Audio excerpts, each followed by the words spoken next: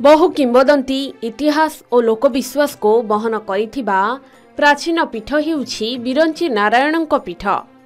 एही बिरंची नारायण मंदिर को ओडिशार द्वितीय कोणार्क भावे मध्य विवेचना करा जाए।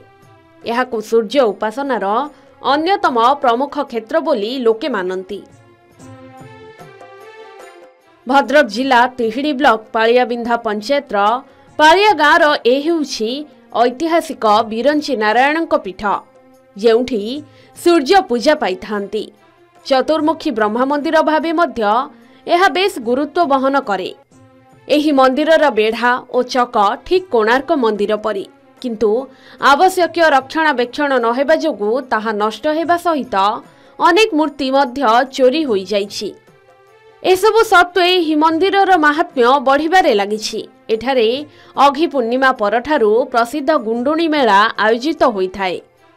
तेबे ऐतिहासिक तथ्य अनुसार कोणार्क मंदिर 1300 शताब्दी रे निर्मित होइथिबा बेले बिरंची नारायण मंदिर नवम शताब्दी रे निर्माण करा जाइथिला।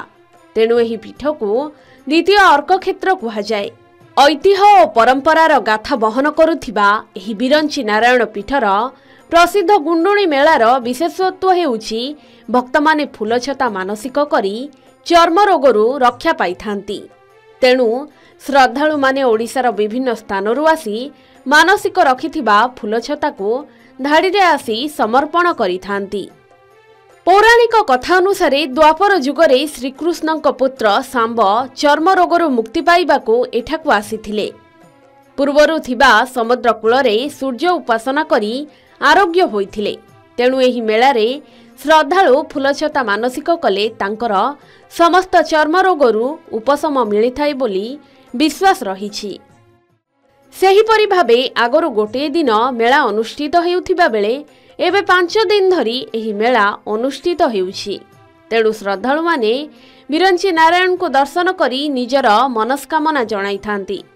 एठारे घर करଣା जिनिस किणिबा ठारू आरंभ करी मीना बजार एवं स्वादिष्ट खाद्यर मजा नियंती लोके।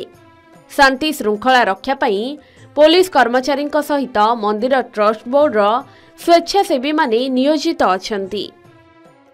एही प्राचीन अर्क क्षेत्रर प्रसिद्धि बढ़ुथिबारु एहार रक्षणाबेक्षण प्रति सरकार और पर्यटन विभाग स्वतंत्र दृष्टि देबाकू दाबी हेउछि।